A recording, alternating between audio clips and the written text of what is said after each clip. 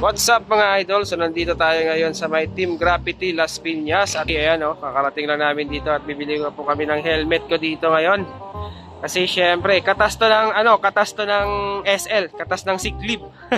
So, let's go, samahan niyo po kami sa loob. Mamimili muna tayo doon ng bibili nating helmet mga idol. So, hindi pa ako nakapag-decide talaga kung anong bibilin kong helmet Pero dapat i-book. So, syempre, baka may mas maganda pang helmet sa loob. Kaya, ayan. So, samahan niyo po kami. Let's go! At this time nga mga idol ay nandito na tayo sa loob ng Team Graffiti Las Piñas. Ayan, makikita nyo po yung iba't ibang mga brand ng helmet dito sa loob. Ayan, meron silang Ryzen dito mga idol. So siyempre ikutin muna natin to para makita nyo rin po yung mga iba-ibang brand ng helmet nila dito sa loob. Ayan yung Ryzen nila, nagre-range po siya ng 2,500 hanggang 3,000 po. Ayan, murang-mura lang din. Tapos ito po yung kanilang mga Ibu brand, ipakita po muna natin sa inyo. Syempre, mag-video-video muna tayo dito sa loob, 'di ba? Ayan, mga Ibu nila, meron silang half face saka full face na helmet dito. Tapos ito yung mga iba-ibang klase ng mga lens. Ito yung uso ngayon, yung colored na yung lens nila, yung parang rainbow. Ayan, 'di ba? So actually nung pumunta kami talaga dito ni Wifey is nakaset talaga yung mind ko na Ibu talaga yung bibilhin ko Ayan ang gaganda ng mga design. So ito nga po, ito napakaganda. Ito talaga nagustuhan ko yung kulay pink. So para terno siya sa motor natin na magenta. Nagre-range po siya ng 3,800 mga idol. So syempre, tumingin-tingin din pala muna kami dito ni YP ng iba pang brand ng helmet. Baka meron pang mas maganda at mas malupit na helmet dito. At pumunta kami dito sa may area ng LS2. Ayan, nakaless po siya ng 40%. So, yung original price niya po is 5,450. Tapos, nakalist ng 40%. Ayan, yung mga LS2 nila, iba-ibang design. Ayan, may NHK din nga pala sila dito mga idol. Ayan, pakita lang natin sa inyo. Ayan, nagaganda din ng mga design niya. Ayan, diba?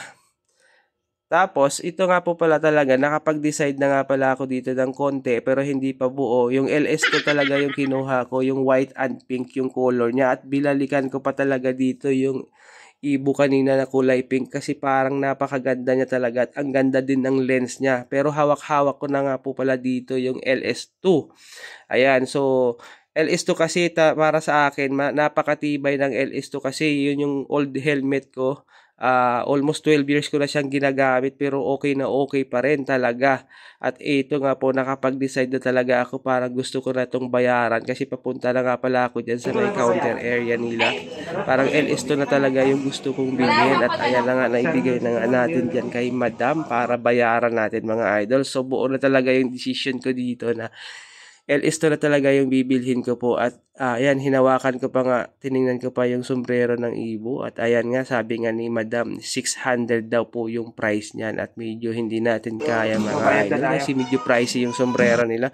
At this time po ay dumukot na tayo ng ating pambayad dyan para mabayaran na natin yung ating napakaganda at napakalupit na LS2 na helmet mga idol para may magamit na tayo bukas pagpasok. Ayan. At this time po ay kailangan daw dito mag-picture-picture muna para maipo sa page nila. Ayan hawak-hawak natin yung Team Graffiti. Ayan. So, ayan mga idol, di ba? Ang lupit poging-pogi tayo dyan mga idol. Alright. So yun, what's up mga idol? Nakabili na tayo ng helmet. Syempre, LS2 na lang yung napili ko. So LS2 na yung napili natin mga idol. So napakaganda rin. Nasunod din yung gusto kong kulay. Pink na pink. Syempre, favorite color ko yun Yan. So at dapat Ibu. Kaso medyo para sa akin kasi mas matibay talaga si LS2 kasi naka LS2 ako. Halos 12 years ko nang ginagamit yung LS2 ko. Pero wala pa ring damage. Medyo madumi lang siya parang araw-araw. Pero kaya LS2 pa rin talaga. LS2. So yun lang po. Ride safe sa ating lahat mga idol. Alright. So ayun, what's up guys? Nandito na nga. Nakauwi na kami dito sa bahay. At ito na. Suot-suot ko na po ang aking bagong helmet. LS2 nga talaga yung napili ko. Kasi sobrang ganda ng LS2. At favorite ko yung color niya. Ayan, so ito po, kompleto siya. Dual visor na rin po siya ito. Yan, dual visor siya. Tapos, ito yung kanyang lens. So, plain. Galing yan. Yan lang yung lens na binili natin kasi yun lang yung available doon. At sobrang ganda din naman talaga siya. Yan, ang ganda ng kulay. So, yun lang po.